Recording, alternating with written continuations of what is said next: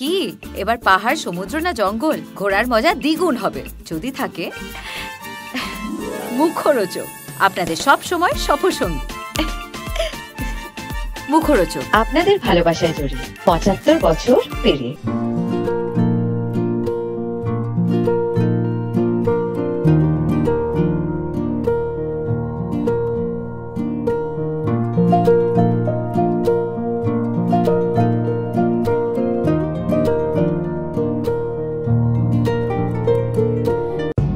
মন খারাপ করছে? মন তো খারাপ করবেই। কত চেনা মানুষের সাথে দেখা হলো, কত স্মৃতি। আকাশবাণী তো আমার।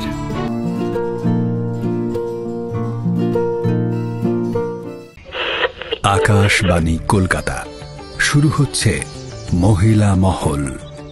উপস্থাপনা ও প্রযোজনায় বেলা দে। বেলাদে সেই সময় একটা দৃষ্টান্ত সৃষ্টি করেছিল, মানে বেলাদের সেই দৃষ্টান্ত এতটাই মানে দ্রষ্টব্যপূর্ণ এবং এতটাই মানে উল্লেখযোগ্য যে উনি একটা দারুণ রেভলিউশন করেছেন। আমার মনে হয় শি ওয়াজ এ রেবেল। আর মানে ওই সময় ওই রকম মানে কনজারভেটিজমের মধ্যে থেকেও উনি নিজের একটা মানে একটা নিজের সাংঘাতিক একটা দৃঢ়তার সাথে উনি বলেছিলেন যে না, আমি এই যে মোল্ডটা আছে সেটাকে আমি ভেঙে চূর্ণ করে আমি একটা নিজের মোল্ড বানাবো, এবং সেটাতে উনি সক্ষম হয়েছিলেন। কোনো বাধা বিপত্তি সেটাকে ওনাকে মানে সরাতে পারেনি সেখান থেকে। তো সেইটা আমার কাছে খুবই আশ্চর্য লাগে যে, এবং ওনার কথায় ওনার মানে রান্নার রেসিপিতে অনেক মহিলারা ভাতের হোটেল খুলে ফেলেছিল, এবং সেটা আজও এতটাই রেলিভেন্ট যে আমরা অনেক সময় মোটিভেশনাল টকস শুনি। আমরা এখন ইন্টারনেটে অনেক মানে টেড টকার্সের কথা শুনি, মোটিভেশনাল স্পিচেস শুনি, মানে পডকাস্ট শুনি, কিন্তু তখন তো এইসবের কোনো কনসেপ্ট ছিল না। শুধু রেডিওর থেকে আওয়াজ আর তার কথাই মানে মানুষের কাছে একটা সারমানের মতো হয়েছিল। মানে তারা মানে বিশ্বাস করতে শুরু করেছিল যে এই ধরনেরও মানে কাজ হয় এবং মেয়েরা এই রকম পথ নিতে পারে।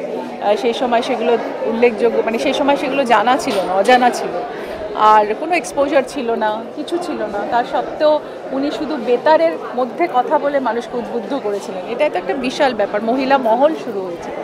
তো আজও আমার মনে হয় ওনাকে মানে কী বলবো, ওনাকে আমরা মানে উনি আমাদের কাছে নমস্য, এবং যারা ওনার সাথে ছিলেন মানে সেই সময় ওনাকেও এনকারেজ করেছিলেন তাদেরকেও আমি বলবো যে তারাও কিন্তু নতুনভাবে বেলা ডেকে চিনিয়েছে আমাদের। বীরেন্দার মতো আমি রেডিওতে কাজ করতে চাই। কি বেলা, পারবি তো? আরে পারতেই হবে। মায়েরা এবং বোনেরা, মহিলা মহল নিয়ে আবার এসে গেছি তোমাদের বেলাদি। আমার মনে হয় যে এই সিনেমাটা নিয়ে এখনও আমরা যেরকমভাবে গল্পগুলো মানে পড়তে পড়তে বলা বলে না, সেরকমভাবে বলছি, তাতে অনেক এখনও জায়গা রয়েছে যেগুলো মানুষকে একটা ভাবনার সামনে দাঁড় করাবে। একটা যেটা বারবার করে, এই সিনেমাটা কিন্তু ইন্সপিরেশনাল সিনেমা, মানে মানুষ অনুপ্রাণিত হতে পারে সেরকম একটা সিনেমা। তো সেই জায়গাগুলো এখনও বাকি আছে আমার মনে হয়, এবং সিনেমা হলে যখন এটা দেখবে, বড় পর্দায় মানুষ যখন দেখবে, সেটা কোথাও গিয়ে টাচ করবে, কোনো সন্দেহ নেই। সৃজাকে প্রথম আমার সঙ্গে আলাপ করায় হচ্ছে তন্নিষ্ঠা, ওই কাস্টিংগুলো করছিল। কাস্টিংয়ের ক্ষেত্রে বিরাট কাজ করেছে তন্নিষ্ঠা, এবং একই সঙ্গে শর্মিষ্ঠার কথা বলবো। শর্মিষ্ঠা যেভাবে ধরো মানে দেবপ্রতিমকে, তাজুকে যেভাবে ও বেঁচেছে হচ্ছে ইয়ের জন্য, বীরেন্দ্রকৃষ্ণ ভদ্র, এবং যেভাবে মানিয়েছে ওকে লুকটা অসাধারণ। বা ইন্দিরা দেবীর ক্ষেত্রে আমরা মধুজা বন্দ্যোপাধ্যায়কে নিয়ে এসেছি। মধুজা টেলিভিশনের খুব চেনা মুখ, মানে টেলিভিশনের পেছনে যারা কাজ করেন তাদের জন্য খুব পরিচিত নাম, কিন্তু কোনোদিন এর আগে অ্যাক্টিং করেনি, এবং তাকে ইন্দিরা দেবীর চরিত্রটাকে বাছাই করে তাকে নিয়ে আসা, এগুলো করতে হয়েছে আমাদের দীর্ঘ একটা রিসার্চ ছিল সব মিলিয়ে। তো এবং এই স্ক্রিপ্টটাকে নিয়ে তো আমরা অনেক দিন ধরে কাজ করছি বা ভেবে আসছি কী হবে না হবে, ফলে ওইটা আমাদের সাহায্য করেছে আর কি। আমার রান্নার দিকে নেই, আমার খাওয়ার দিকে আছে। একদম পারি না। কোভিডের সময় দু একবার চেষ্টা করেছিলাম, আমার মনে হয়েছিল ভালো হয়েছে, কিন্তু বাড়িতে সবাই খুব একটা অ্যাপ্রিসিয়েট করেনি, তারপরে ছেড়ে দিয়েছি সেটা। কিন্তু আমি প্রচণ্ড খেতে ভালোবাসি, এদিক ওদিক খেয়ে বেড়াই। তো আমার হ্যাংলা করাটাও হচ্ছে, মানে ইনফ্যাক্ট টেবিলের এ প্রান্ত থেকে খাবারটাকে আমি দেখি। যারা রান্না করেন তারাও হয়তো খাবার নিয়ে আমার চেয়ে অনেক বেশি জানেন, কিন্তু আমি খেতে ভালোবাসি সেই জায়গাতে হ্যাংলার ভাবনা আর কি। তো দেখো এছাড়া উপায়ও ছিল না, কারণ দেখো আমি যে বয়সে এসে ভাবলাম ছবি করব, এই বয়সে একটা অন্য কেউ এসে একটা প্রডিউসার এসে বলতো না আমাকে যে তুমি ছবি করো, তারা কনফিডেন্সটা পাবে কী করে? আমি এতদিন গল্প বলেছি, হয়তো খবরের জায়গা থেকে বলেছি, আমি স্টোরি, আমরা প্রত্যেকেই আমি সবাই আমরা আলটিমেটলি গল্প বলি। কোনো হয়তো যারা সাকসেসফুল মানুষের গল্প বলি, ব্যর্থ মানুষের গল্প আমরা বলি, কিন্তু এটাকে একটা ফিকশনের জায়গায় নিয়ে আসা, মানে আমরা কি করি, আমরা একটা চলমান ছবিকে ফলো করি ক্যামেরা দিয়ে, কিন্তু একটা চলচ্চিত্রের জায়গাটা একদম কমপ্লিটলি অন্য একটা জায়গায় ক্যামেরা থাকে, সেখানে একটা গল্পকে তৈরি করতে হয়। তো এই দুটো স্কুলিং কমপ্লিটলি আলাদা। সেই জায়গা থেকে যখন আমি ধরো আমি নন ফিকশানে অনেক কাজ করেছি, কিন্তু একটা ফিকশন কাজের ক্ষেত্রে কোনো প্রডিউসার কিন্তু রাজি হতো না, আমার প্রতি সেই কনফিডেন্সটা থাকতো বলে আমার মনে হয় না। সেটা আমি জানতাম ভালো করে।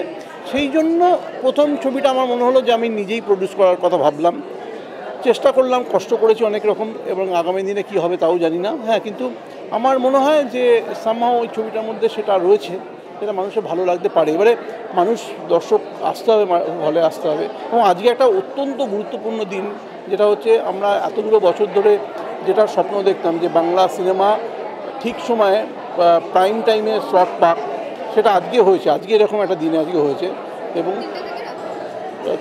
3টে থেকে 9টার মধ্যে বাংলা সিনেমা চলবে, সেটা আমরা প্রায় ভুলে গেছিলাম কিছু কিছু ছবির ক্ষেত্র ছাড়া। এখন যে কোনো ছবিকেই ওই জায়গাটা দিতে হবে। ফলে এটা একটা বাংলা ছবির জন্য সাংঘাতিক একটা, আমি বলবো, একটা টার্নিং পয়েন্ট বাংলা ছবির জন্য। সব মিলে ভালো ফিলিং যে সামনে আসছে এতদিন ধরে। দেখো সিনেমা তো সবার হয় না, সিনেমা অনেকে স্বপ্ন দেখে, আমার চেয়ে বেশি স্বপ্ন দেখে এরকম লোক অনেক আছে, কিন্তু সবাই পায় না, ঈশ্বর দেন হয়তো। তো সেই জায়গাটা হয়তো দিয়েছেন একটা ছবি করার সুযোগ।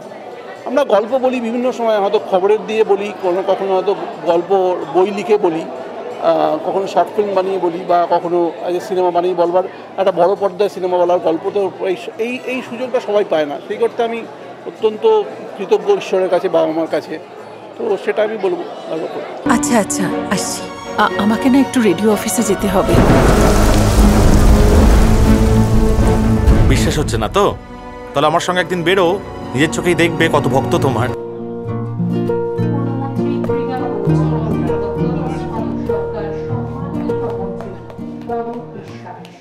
খুব ভালো বিষয়টাকে খুব ভালো বেঁচেছে। দেখো অনেক মানুষ বাংলার জন্য কাজ করেছেন, অনেক মানুষ পথ দেখিয়েছেন, কিন্তু আমরা এই প্রজন্মের কাছে তাদের পৌঁছে দিতে পারিনি বা সম্ভব হয়।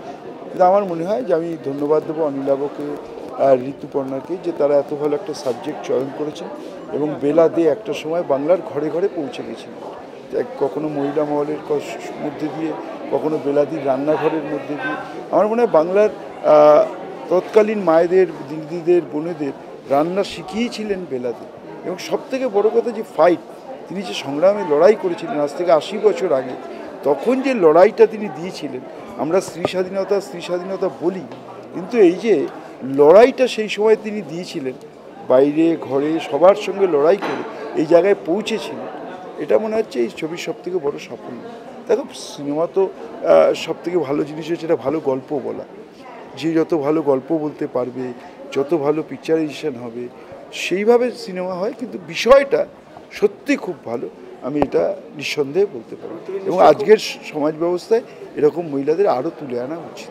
তুমি নিশ্চয়ই খুব খুশি, কারণ আজকে আরও ঘোষণা হয়েছে যে বাংলা 365 দিন একটা করে বাংলা সিনেমা দেখা যাবে ডাবল স্ক্রিনে, না শুধু 365 দিন সিঙ্গেল স্ক্রিনে, আর মাল্টিপ্লেক্সে যতগুলো স্ক্রিন ততগুলো ইন্টু 365 ইন্টু, তাই দুটো হলে 365 ইন্টু 2, তিনটে হলে 365 ইন্টু 3, চারটে হলে 365 ইন্টু 4। তার মানে এতগুলো সিনেমা হলে বাংলা সিনেমা। কিন্তু এটাও ঠিক, আমাদের সেইভাবে কন্টেন্ট তৈরি করতে হবে, ভালো স্টোরি, ভালো অভিনয়, ভালো মিউজিক, সব কিছু নিয়ে তৈরি করতে হবে, যাতে আমরা হিন্দি বইকে প্রতিযোগিতা হারাতে পারি। শুধু ব্যবসায়িক সাফল্য নয়, এর সঙ্গে কত মানুষ যুক্ত হবে। যত বেশি সিনেমা তৈরি হবে, তত বেশি শিল্পী, তত বেশি টেকনিশিয়ান, তত বেশি গায়ক, তত বেশি স্ক্রিপ্ট রাইটার, তত বেশি গীতিকার, সবাইকে নিয়ে একটা অত বড় পরিবার তৈরি হবে। যত বড় পরিবার তৈরি হবে, বাংলা চলচ্চিত্র তো ভারতবর্ষে সবসময় মাথা উঁচু করে ছিল, আগামী দিনে আরও মাথা উঁচু করে। মহিলা মহলে আমি সেই মেয়েদের কথা বলতে চাই যারা সমস্ত প্রতিবন্ধকতা কাটিয়ে উন্নত দেশের সমাজে অনেক কাজ করছে। মলাট চরিত্র মানে এটা তো কোনো কষ্টকল্পিত বা কারুর মস্তিষ্ক প্রসূত গল্পগাথা নয়। বীরেন্দ্র কৃষ্ণ ভদ্র সেলফ একটা নাম, তো এই রকম একটা নামের চরিত্র যখন দেওয়া হয় তখন স্বাভাবিকভাবে হাঁটু কাঁপা উচিত। তো এই চরিত্রটা এমন একজন মানুষের, যে মানুষটা বেলাদে যখন ছোট তখন থেকেই তার পরিবারের সাথে এর পরিচয় ছিল। পরবর্তীকালে বেলাদের আকাশবাণীর জয়যাত্রা, কিন্তু এই বেলাদেকে আকাশবাণীতে নিয়ে আসেন বীরেন্দ্র কৃষ্ণ ভদ্র, সংযোগ স্থাপনটা করেন। তারপর স্বাভাবিক নিজস্ব প্রতিভাগুণে বেলাদে নিজেই স্বমহিমায় জীবন্ত হয়ে ওঠেন বা চিরস্থায়ী হয়ে ওঠেন। কিন্তু এই শুরুতে বীরেন্দ্র কৃষ্ণ ভদ্র এই চরিত্রটা আমাকে সত্যি একটা অবাক করা জায়গায় নিয়ে যায় যে এটা আমি। তারপর এই চরিত্রটা অফার করার পর যখন লুক ইত্যাদি প্রভৃতি শেষ হলো, সাঙ্গ হলো, তখন একটা দেখে আয়নায় দেখে মনে হলো যে হ্যাঁ এটা আবার ঠিক আছে, হয়ে যায়, আমায় দিয়ে চলে যায়। কারণ আমাদের কাছে বীরেন্দ্র কৃষ্ণ ভদ্র এই মহিষাসুরমর্দিনীতে আঁকা ছবি দেখেছি ওনার কিছু, এখন তো ইউটিউব খুললে বা গুগল খুললে কিছু ছবি দেখতে পাওয়া যায়, কিন্তু লোকে স্বাভাবিকভাবেই তুলনায় টেনে আনে সুভাষিসদার। কিন্তু সেই সুভাষিসদা ছিলেন মহালয়া কেন্দ্রিক গল্প, সেটা একদমই তাকে নিয়ে গেল। আর এটা বেলাদের জীবন, বেলাদের জীবনে বীরেন্দ্র কৃষ্ণ ভদ্র যতটুকু, আমিও ঠিক ততটুকু। আমি আপনার কন্যা বেলাকে আমাদের পুত্রবধূ হিসাবে পেতে চাই।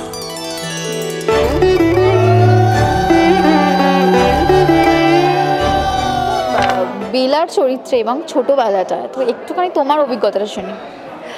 অভিজ্ঞতা আসলে প্রথমে যখন আমি শুনেছিলাম যে বেলাদের চরিত্রে আমি, তখন আমি আমার রবীন্দ্রভারতী ইউনিভার্সিটিতে একটি রেডিও ড্রামা বলে একটি ক্লাস হয় আর কি। তো আমি সেই রেডিও ড্রামার ক্লাসটা করে ঠিক বেরোচ্ছি, তারপরে আমি ফোনটা পেয়েছি যে আমাকে বেলাদের চরিত্রে অভিনয় করতে হবে। প্রথমটাতে আমি খুব ঘাবড়েই গেছিলাম, কারণ আমাদেরকে প্রচুর বকা টাকা দেওয়া হয় যে তোমরা কিছুই কী করবে, বেলাদের মতো ব্যাপার স্যাপার আমরা সেটাই আলোচনা হয়, স্যার ম্যাডামরা বকা দেয়, তোমরা কিছু প্র্যাকটিস করো না। তো তার চরিত্র যখন প্রথম শুনলাম আমার খুবই ভয় লেগেছিল। তারপর আমি শুনলাম যে বড়বেলাটা ঋতুদি করছে, সেটা শুনে আমি আরও খানিকটা ভয় পেয়েছি। কিন্তু যখন প্রথম এলাম ফ্লোরে, আমি যখন ঋতুদি শর্ট দিত আমি বসে থাকতাম, আমি দেখতাম যে ঋতুদি চরিত্রটা কীভাবে ডেভেলপ করেছে এবং আমি কীভাবে ভাবছি, দুটো ব্লেন্ড কীভাবে হচ্ছে। এবং ডেফিনেটলি অনিলাবদা ভীষণ হেল্পফুল। শুধু অনিলাবদা বললে ভুল বলা হবে, ইউনিটে যারা ছিলেন প্রত্যেকে, ডিরেক্টোরিয়াল টিম খুব হেল্পফুল ছিল। চরিত্রটা গঠনের জন্য তাদের এফোর্টও অনেকটা ছিল।